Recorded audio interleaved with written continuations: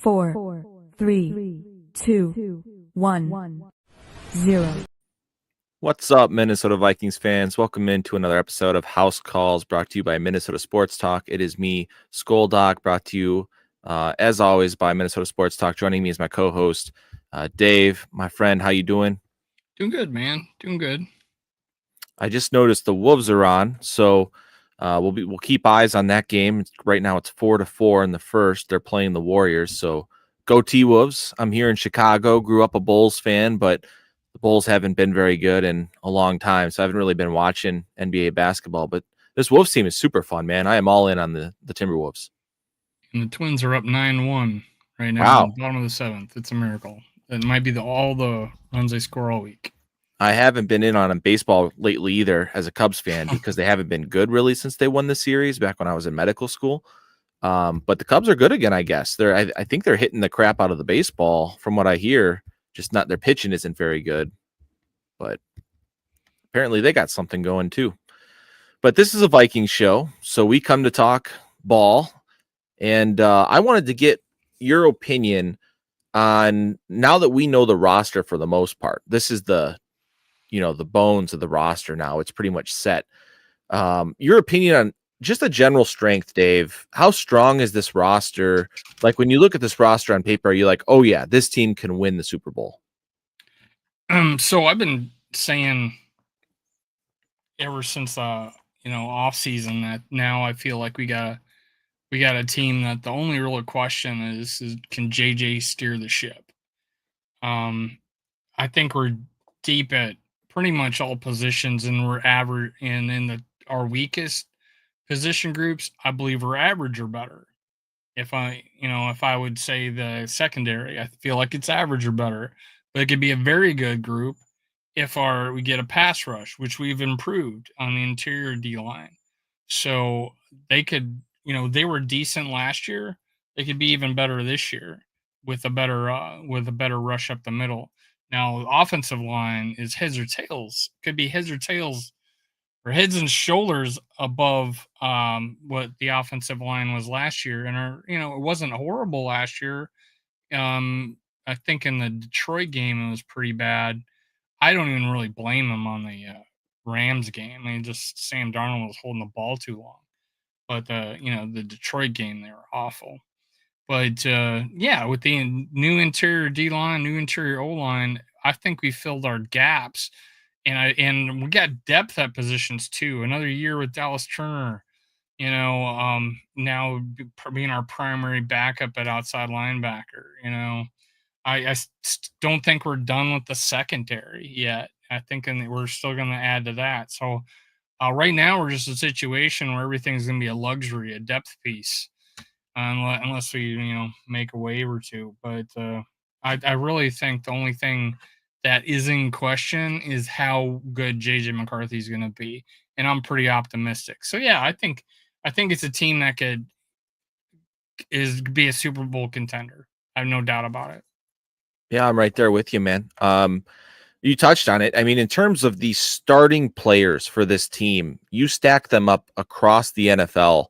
I think it is as good as it gets. I think they have closed the gap with Detroit, closed the gap with the Eagles, in terms of having the best overall roster in the NFL. It's very, very close.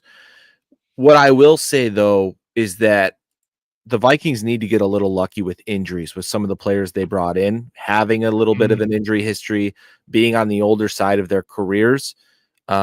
The Minnesota Vikings do have an excellent strength and training program here, and we need to see the results there, because if that goes south on us, it could get ugly pretty quick, to where now we're relying on some depth pieces, as you were saying, rather than these starters that you spent big money on, like Jonathan Allen and Juron Hargrave, right?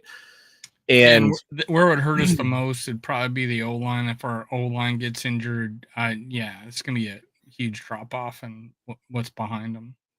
Yeah, I agree. We're banking on Christian Darrisaw being ready for week one. His timeline is really close to week one, so we'll see how that goes. I do like the Justin School guy that they brought in to be your swing tackle from Tampa Bay. He played some good ball last year for the Bucks. So in a pinch, I think he's serviceable. You could get by with that. I think that TJ Hawkinson needs to take another big step forward this year coming off of his injury.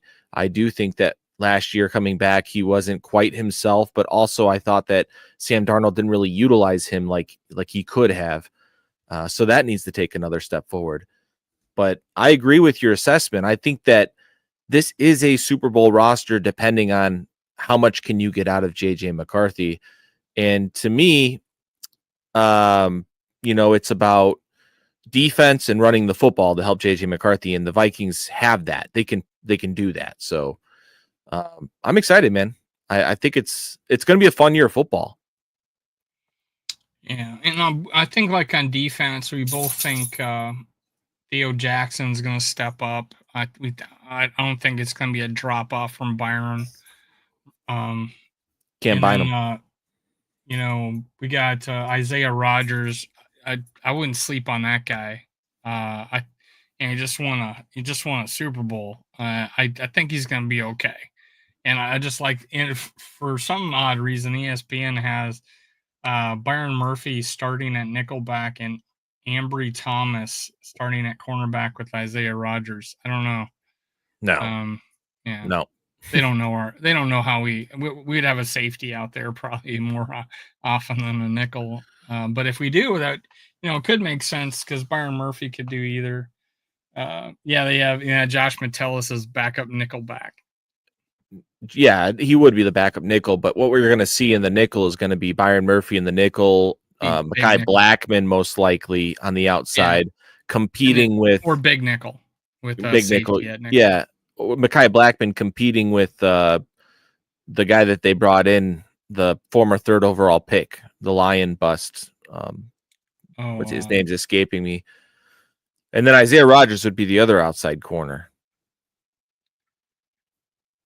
Yeah, I can't think of the name. It's escaping me. But the former first round pick that failed for the Lions, then he went to play with Atlanta, and he wasn't very good there. And now we signed him, and Flores is excited about him, and Kwesi said some nice things about him. They think that he's got speed and length, and he can play bump and run. Other candidates are Jeff Okudah. Thank you, Jeff Okudah. Thank you, Purple Diamond.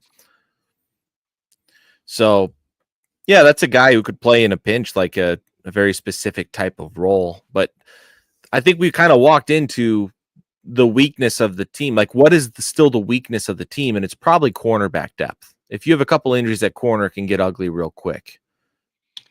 Yeah. Someone asked me this the other day, and I was like, yeah, our secondaries probably our, weakest area, but it's average or better. And we got a Pro Bowler. So, in fact, we got a couple of them if you can't Harrison Smith. So, that's not bad.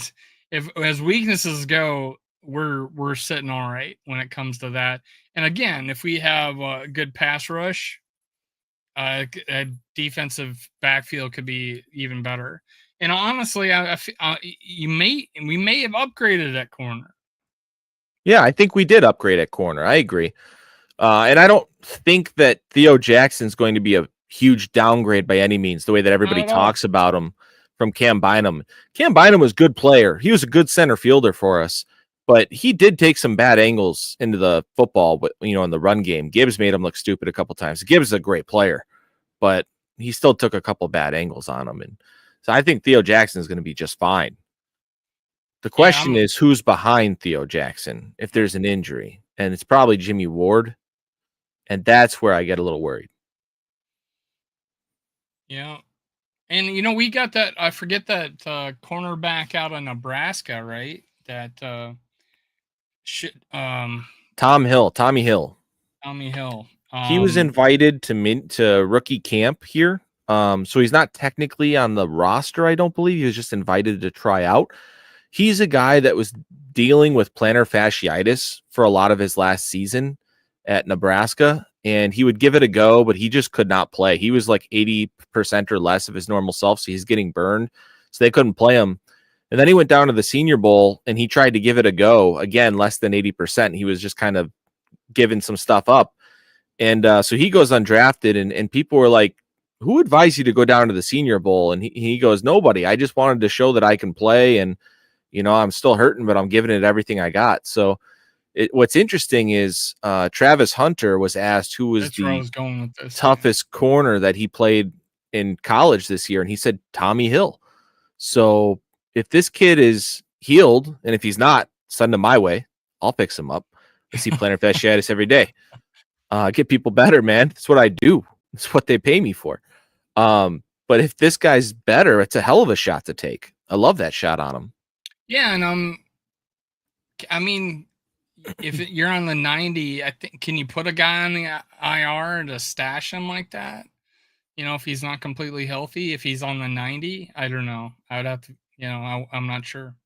Yeah, I don't know either, to be honest. But What's up, intriguing Grandazzer? name. I saw a tweet today that I wanted to bring up on the show, and I'm going to try to find it, but it highlighted just how good the undrafted free agent Logan Brown was in terms of his blocking efficiencies, like some of the numbers about his pass win rate and his pass block win rate and stuff like that. And it was phenomenal, man. I got to find this for you guys. Is that the guy from Kansas? Yes. And I knew that he was like the number one undrafted free agent that we were able to snag, but I didn't know how damn good he was. I saw a highlight video of him, and there were highlights of him missing blocks, and I don't know why that would be in his highlight video, like Here. overrunning blocks. I got it. Well. I got it. Everybody give this guy a follow. His name is Nate. His @ is Battle, BATTL, the number 2, Heaven. All right, I'm going to put it in the chat right here so you guys can look up this tweet. Battle to Heaven. There you go. Now, Logan Brown, 2024 stats with perspective. His one-on-one pass block win rate was 93.4%, which was the same as the first-round pick Josh Cornerly, who was picked by the the Commanders late in the first round. His PFF run block grade was 82.2. For reference, Kelvin Banks, who was picked 9th overall by the Saints, his was 81. It's pretty outstanding. His pressure rate was 2.4%. First round pick Armand Membo, who is a top 10 pick, 2.2%. Is it too early to say he's a undrafted free agent steal? By the way, his RAS score, relative athletic score, 9.49. This guy's going to make the team, I think, Dave. How does a guy, if with the qualities like that, right? How does a guy fall like that? From what I've heard, he started a fight on his team at Wisconsin. And he was kicked off the team. So then he had to transfer over to Kansas. So there's probably some character concerns. But that's some impressive stuff.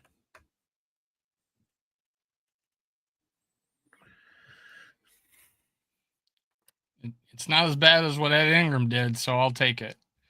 Oh my God, dude. What are they doing for CJ Stroud up there? That poor franchise. They got rid of their best lineman, their left tackle, Tunsil. And then they got Ingram, another slappy. And then we just sniped Donovan Jackson right before them. That poor franchise has had a rough offseason for the offensive line. Now, I always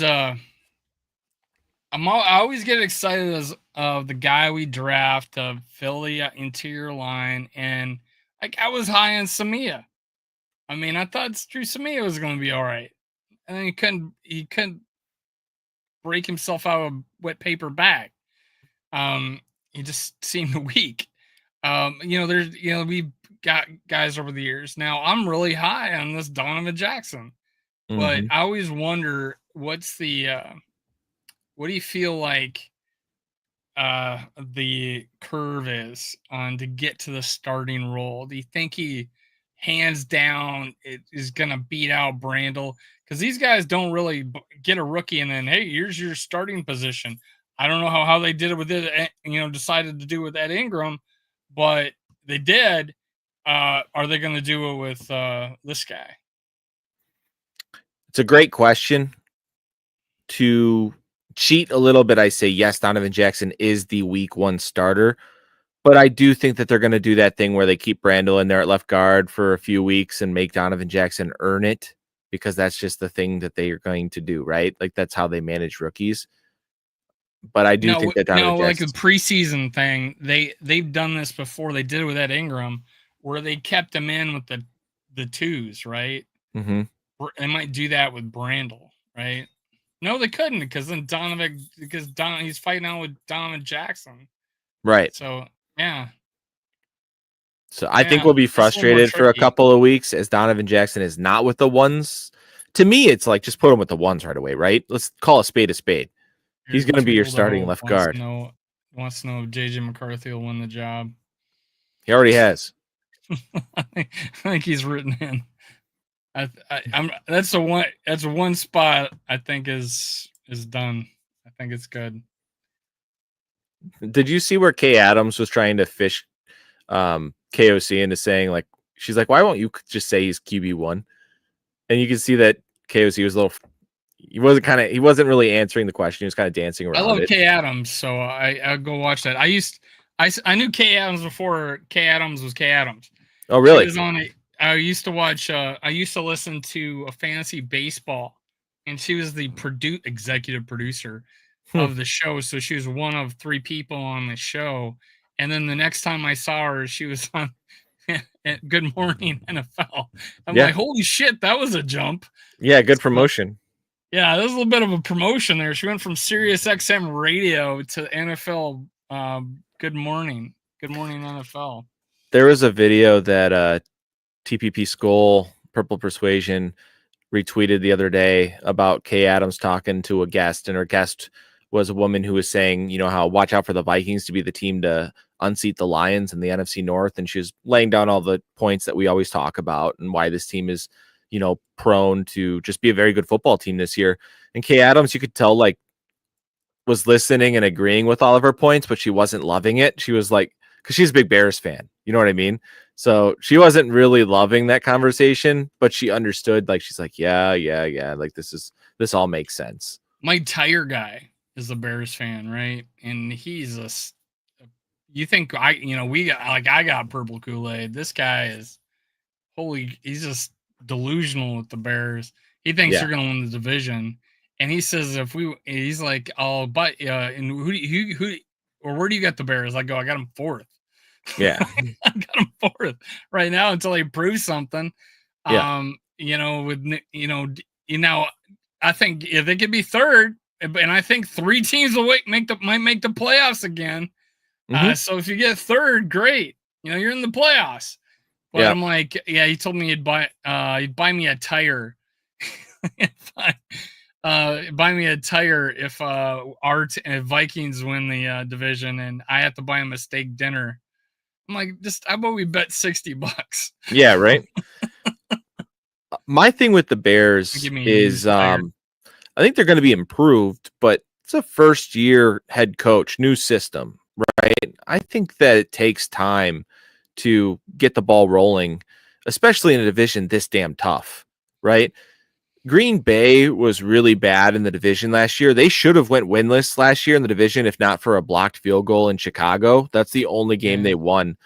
And if I recall, they got slapped from the Lions twice. I don't think those games were relatively close from what I could remember.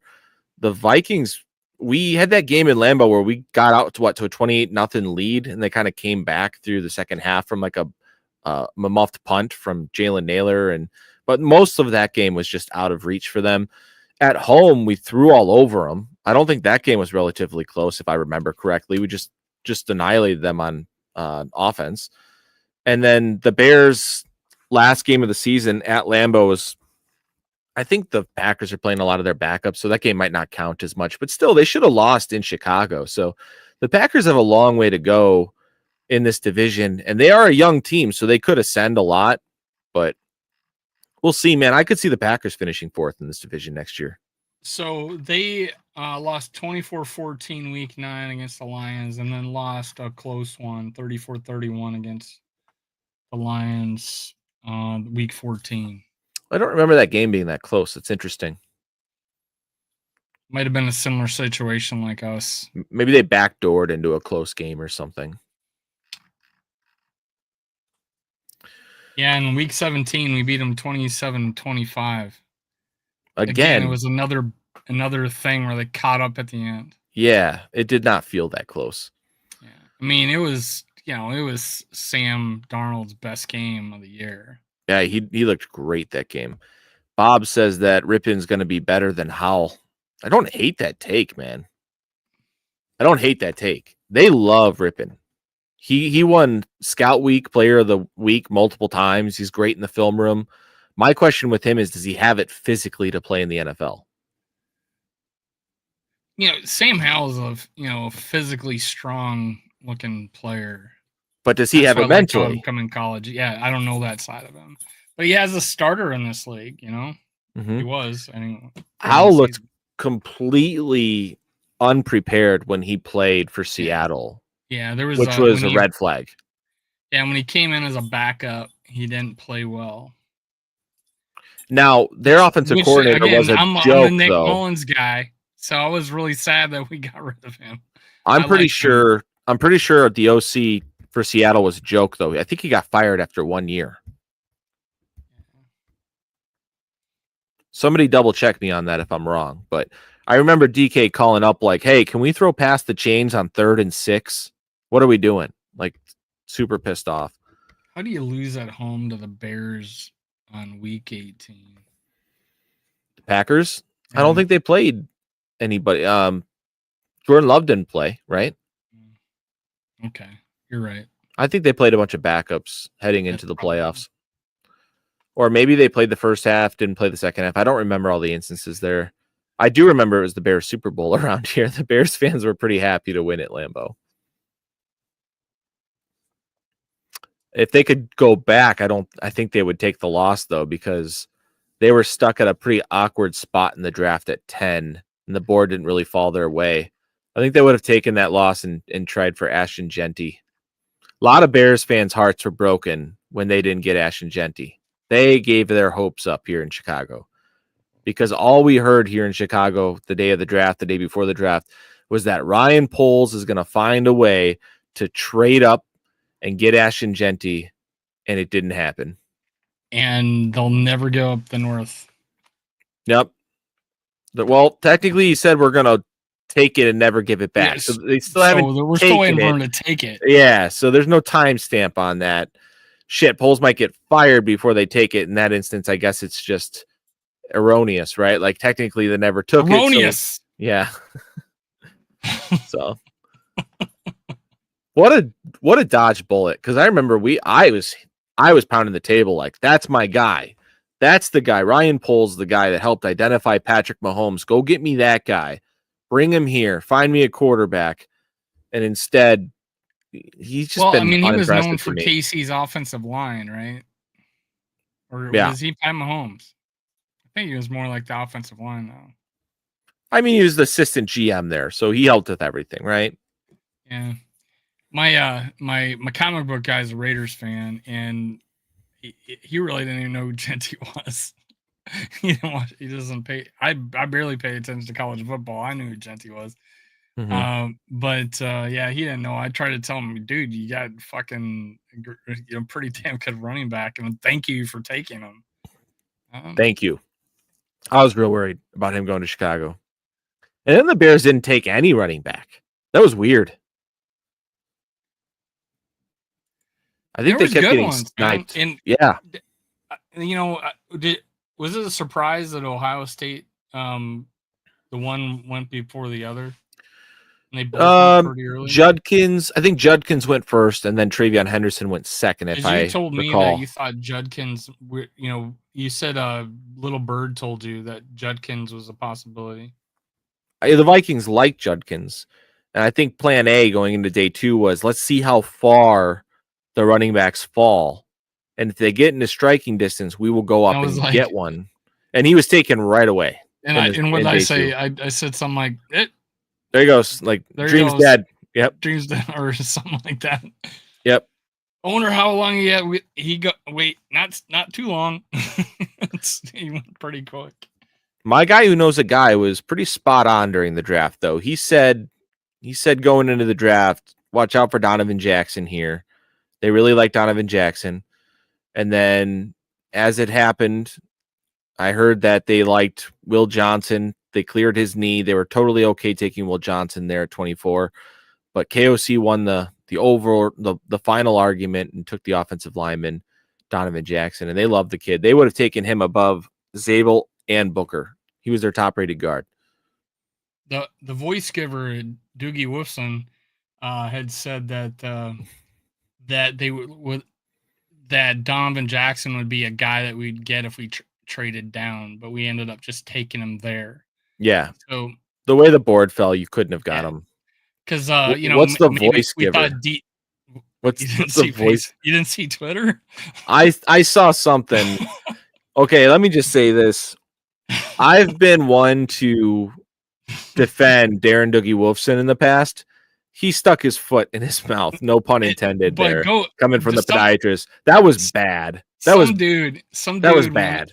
Some dude went and did a search. Doogie, is whatever his name is. Yeah. On Twitter and voice. And dozens.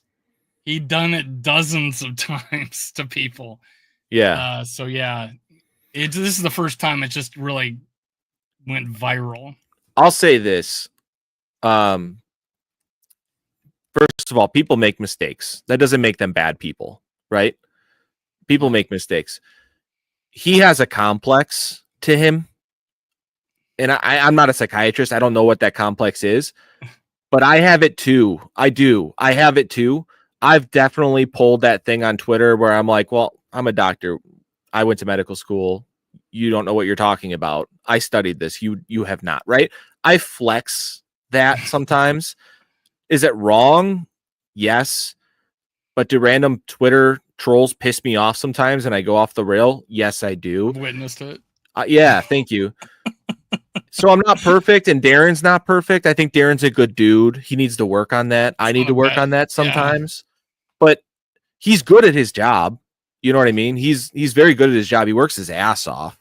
He travels all over the place and he covers all these sports in Minnesota. And I think that Minnesota's lucky to have him in terms of bringing the news in terms of sporting events. So that's my soapbox on Darren Doogie Wolfson.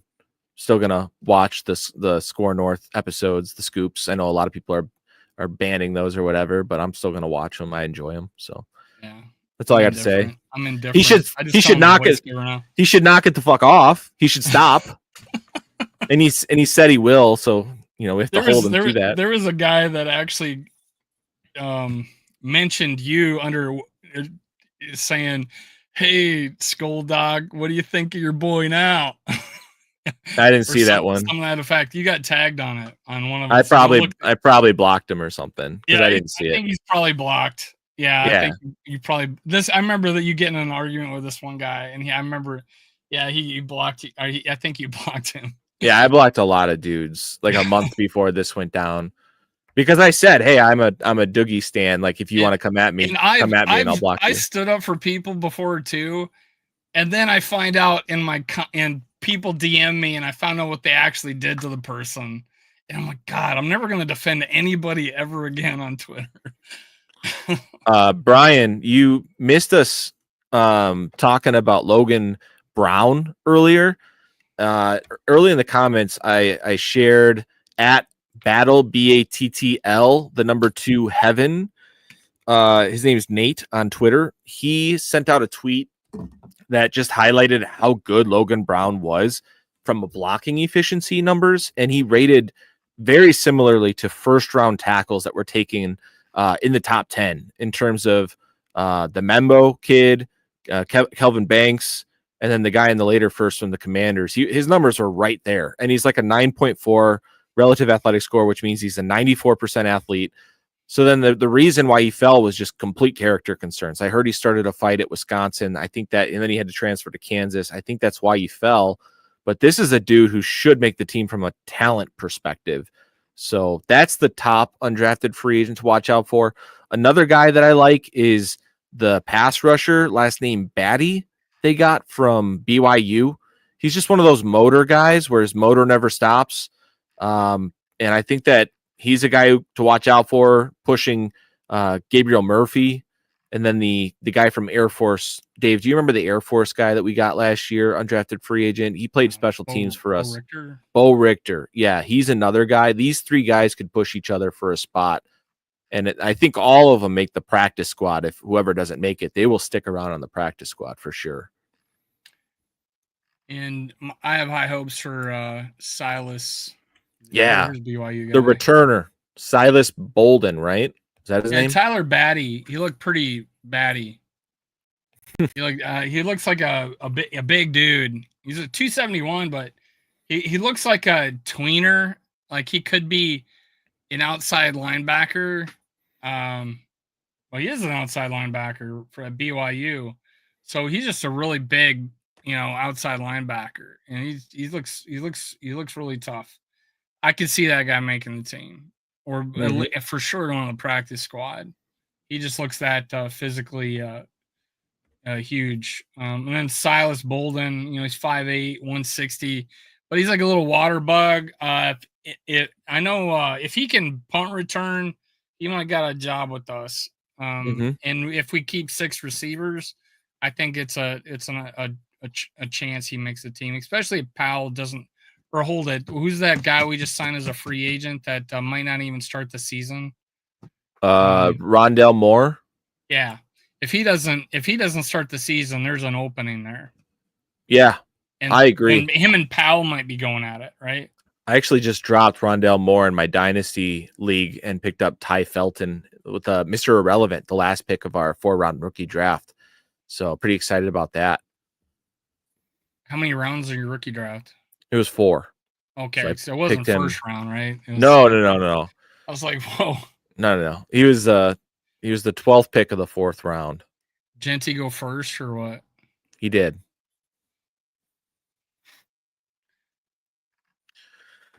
Well, bring us some more questions, comments. Let's keep this conversation going. Let's see if I have something else in the chamber here. One thing I wanted to talk about was Kwesi set out into this offseason saying things like, we want to make certain parts of our roster go from a weakness to a strength.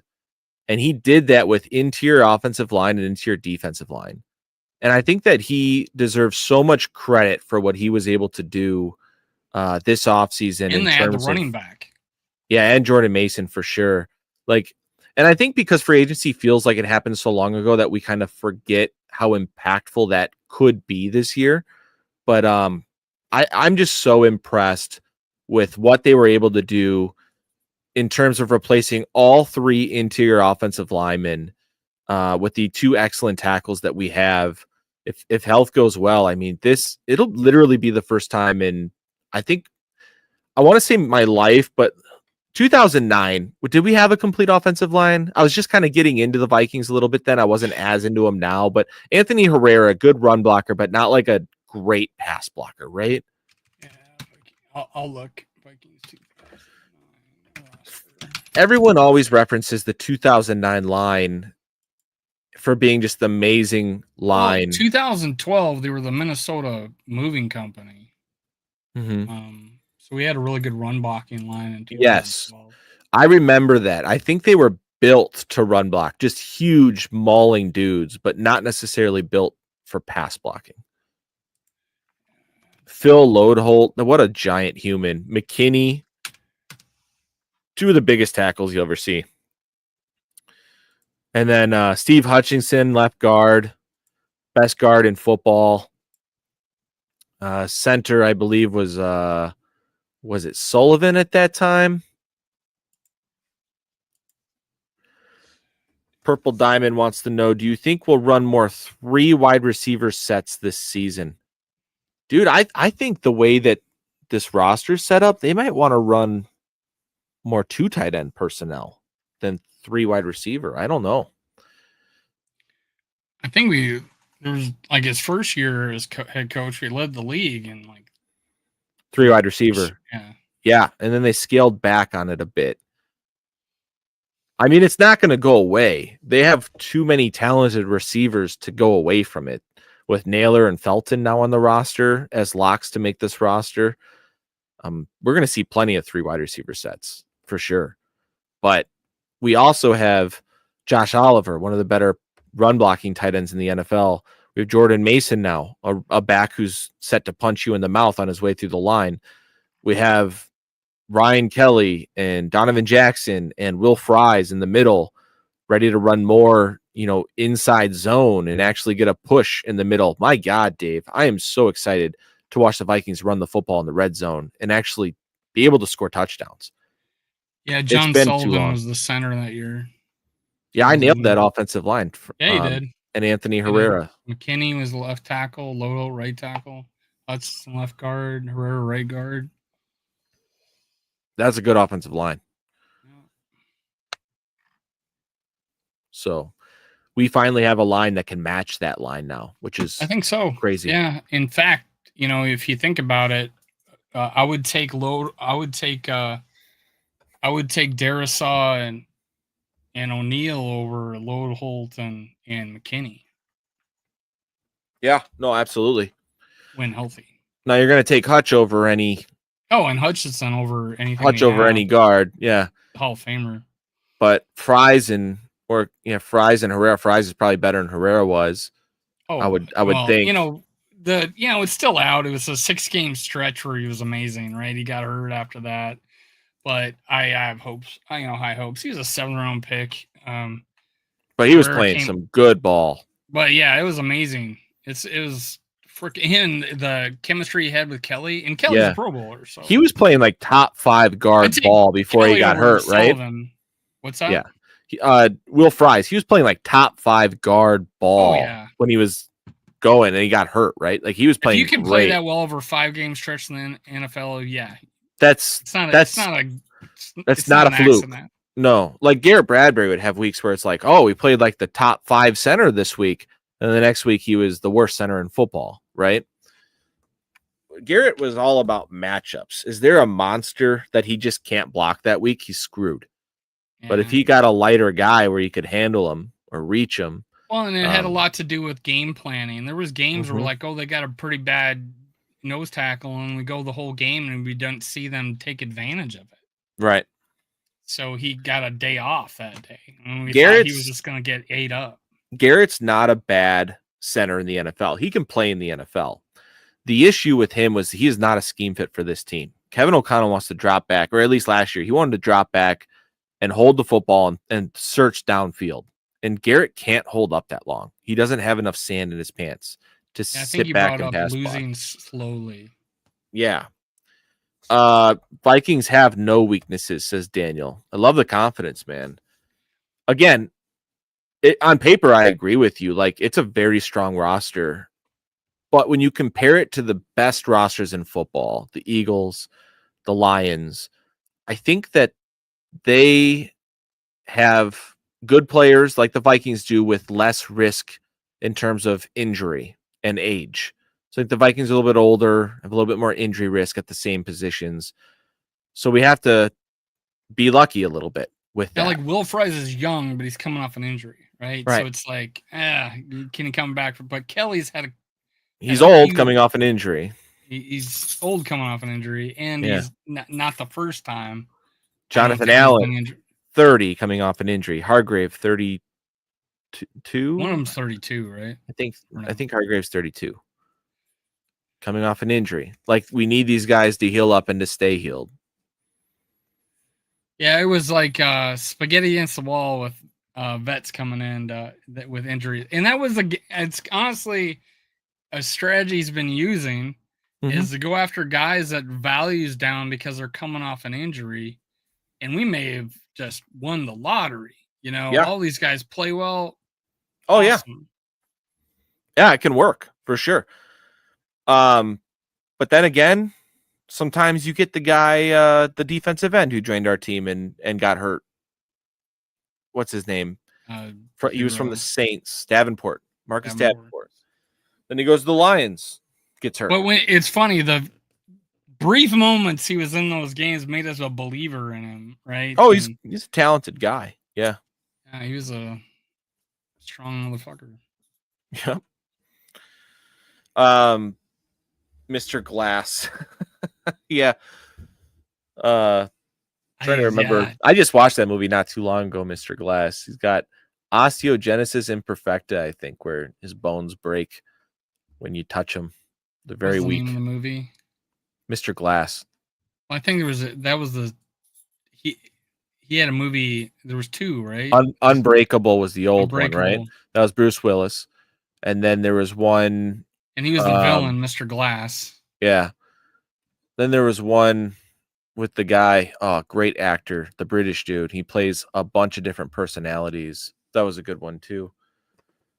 But let's talk about power rankings, Dave. A lot of these power rankings, when you look at them, they usually have the Vikings floating around 10. Do you? Which is an improvement because, like, I Yeah, think before free agency, people had us like McElroy. Yeah. pretty low. Oh, McAvoy, yeah. How do you feel about that ranking for the Vikings? Do you think that's fair, having them around 10? I think it's fair because of the quarterback question. It's a valid question. Mhm. I'm not delusional to think, oh, you got guys on Twitter talking about how he's a Hall of Famer already, right? And it's like, and people give him shit and they get mad that they got shit and they're blocking people. I'm like, dude, I mean, they're only coming at you because you're literally saying that a guy who's never took a snap is going to be a world beater Mhm. immediately, and you have no question about it. I mean, just have a little.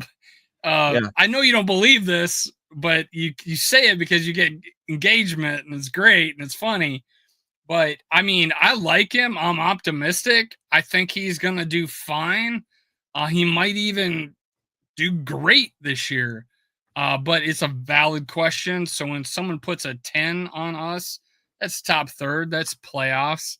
Mhm. The teams above us, there's a few that I could say that that's bad. Like I don't think Green Bay's better than us, but they usually put Green Bay ahead of us. Yes. Washington's another team. Do you think Washington's better than the Vikings? Well, they did go to the NFC title game. They did. They did. So and their quarterback played great, and Yep. then um their defense was really questionable. Yeah. So I'm gonna, I'll just go with the fact that that's a reasonable team to put ahead of us. Mhm. I think the Rams are a reasonable team to put ahead of Yeah. us. They beat I them put us straight like up. sixth, and I had the Rams like the team right above us. From a roster standpoint, I think the Vikings are better than the Washington Commanders. Oh yeah, I think overall, But they just beat the Lions in Detroit, and the Vikings couldn't do that, right? And so you got to give it to them. But with that said, I think the Vikings have made, barring health, I think the Vikings have made the most strides in catching up to these teams, and I think they're better now than they were last year. We had to overcompensate, right? Yeah. Yes. Well, the with way coaching. Sam Darnold played, we had to overcompensate, and Yeah, with the we've offensive now line. filled our holes. And all JJ McCarthy now has to do is not screw up as bad as Sam Darnold did. Yeah. In that last game. Now I struggle with, I really struggle with this because I'm not trying to be just a Vikings homer when it comes to JJ McCarthy. That's I swear to you, I'm not. But KOC has, what he did with Sam Darnold, what he did with Kirk Cousins, with an offensive line that had holes in the middle of it. The weapons are better than they were last year. JJ McCarthy was a top 10 selection in the NFL draft last year. He has been in the meeting rooms all year. He knows this offense in and out. He's not a rookie. He did not get reps last year, but he's not a rookie. He's going to be able to come in here and run this offense from day one at a very high level. With all of that said, JJ's going to have to be not just average, but poor for this to fail, right? He's going to have to be pretty damn poor. And our sample size, yes, won 10 games with a really good team, right? So our sample size, great, right? Our sample size with McCarthy in training camp was good. he looked really good in camp and in the preseason game. So the knee is healed. If you guys didn't catch the last episode from Score North, when they had Eric Sugarman on talking about just various injuries, he touched on the meniscus. He also touched on Darisaw.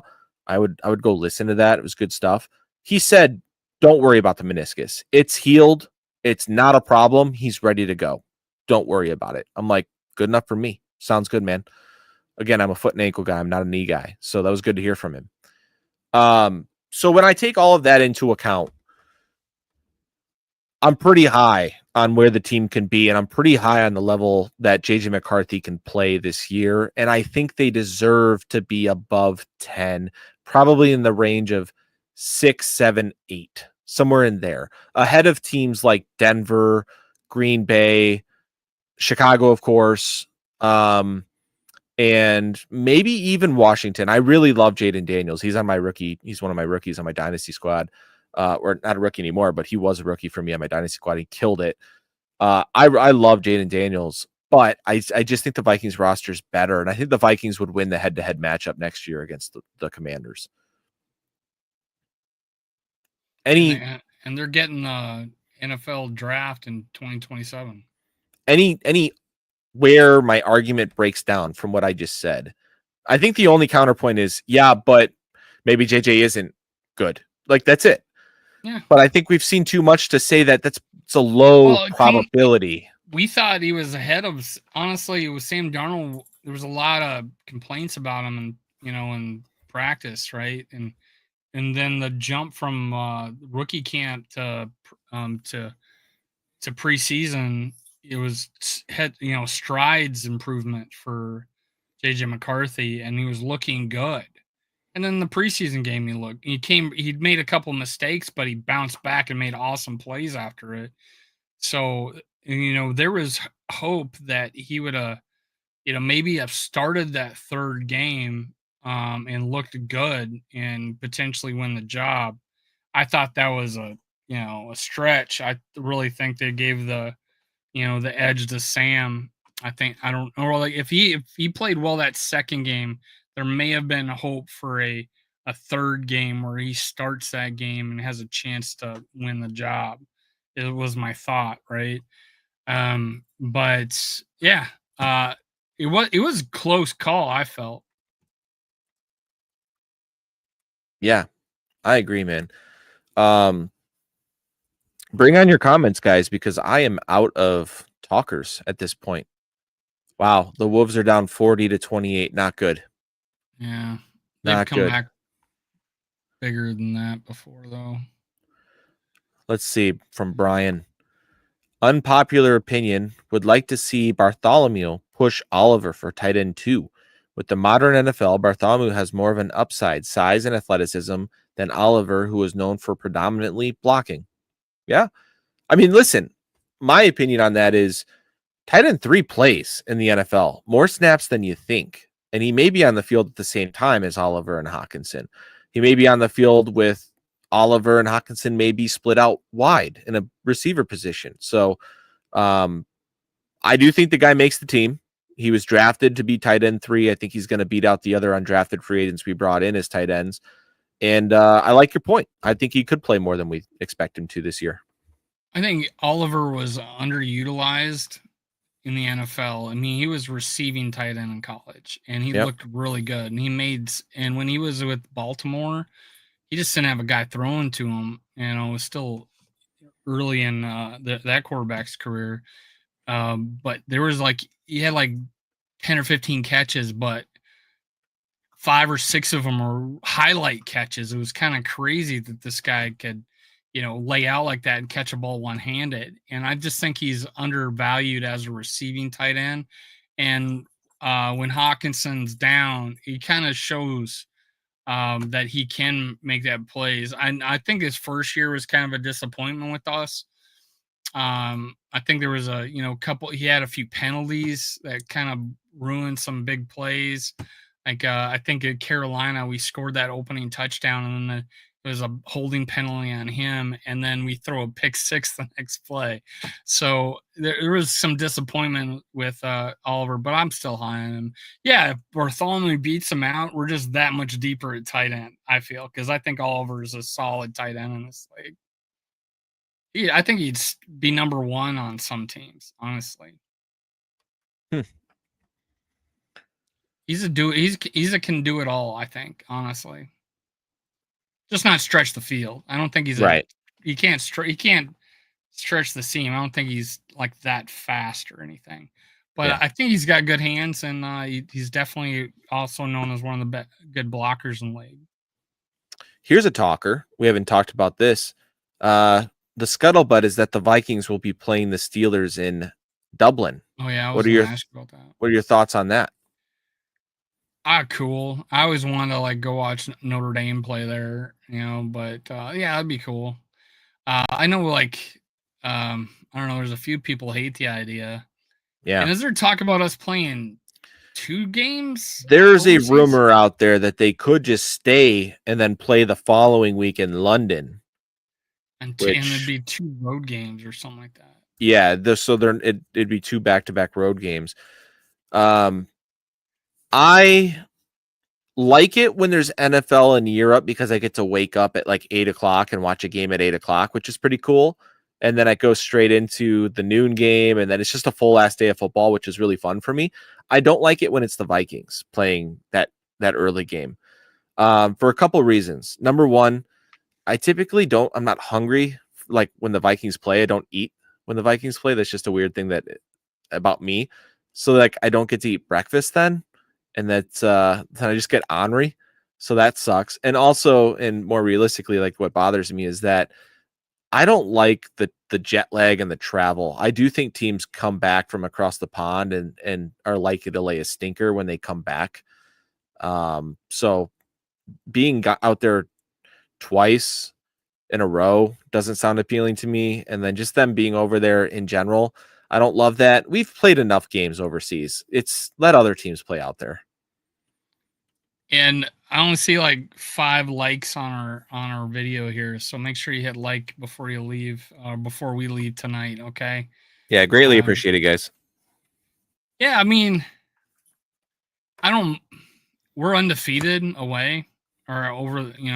Is that real? Yeah, we're undefeated. Wow. We're undefeated on foreign soil, so keep that going. And we beat the Steelers before. Yeah, we were both 0-5 at the time. We better not lose to the damn Steelers. We were both 0-5, and I made the comment that the team that loses gets voted off the island. We played in London. Yeah. I remember Adam Thielen catching a touchdown and sliding on his knees doing the soccer celebration slide. That was pretty cool. And that game against the Steelers was like a pick to end the game in the end zone. Like we were winning the game the whole game, and then all of a sudden the Steelers came back, and and then it was Big Ben, right? London, Big Ben, and I think it was Lieber. I think it was Lieber that intercepted the ball. All right, guys. Any more comments about the Vikings? Questions about the Vikings? We might be wrapping it up here. We are running out of things to say. Next week, is it next week? The 14th, I think. I'm going to pull that up. So that is next Wednesday. The schedule gets released. So, and we can reschedule if you want to do it the day. Yeah, maybe we'll push. Yeah, let's do that. Maybe we'll do Wednesday night next week. And we'll pick the schedule. We'll make our way too early prediction. I don't see a loss on the schedule. Do you? Fucking 17-0. Remember when everybody used to pick the Vikings to lose at Soldier Field because it was Soldier Field? Yeah, now I don't. Yeah. That was back in like the Adrian Peterson days when they had. It's not a thing anymore. Yeah, they were the monsters of the Midway, where it's like the defense would just destroy you in Chicago. Not a thing anymore. Yeah, we just play bad there sometimes. Remember the whole thing? It was like, they just suck on grass. Like, can this team not play on grass? Is it a turf only team? And we're winning at the, in Green Bay now, and we lose at home to them. It's like, but what's with the Lions? What are we? Are we 6-0 or 0-6 or 0-5? I think it's the last 5 we've lost to the Lions. That's got to change. That's gotta fucking change, man. That's gross. We used to beat the Lions like literally every time we played them. It was a stretch. There's something like they gotta beat us. They gotta sweep us for 18 straight years. To tie us. Something like that. But that's got to change immediately. Oh, I don't think the Vikings ever beat Tom Brady. There's a lot of teams like that against Tom Brady, though. He's like undefeated against a lot of teams. We had the can't beat a backup quarterback thing. Was that a Zimmer thing or what was that? Well, it was definitely during Zimmer. Yeah, that was weird. All right, guys, I think we're out of topics. Let's just wrap this up, and we will be back next Wednesday, and we'll double check that and make sure that works with your schedule, Dave, to talk about the schedule and pick the schedule for the first time. All right, I'll be free too, man. I got 4 cases next Wednesday. Gonna be a very busy day. I'm a full-time Uber driver right now. All right. Well, thanks for joining us. Drop a like on your way out, and we will see you guys next Wednesday to pick the schedule. Don't miss that one. Skol. Right, Skol Vikes.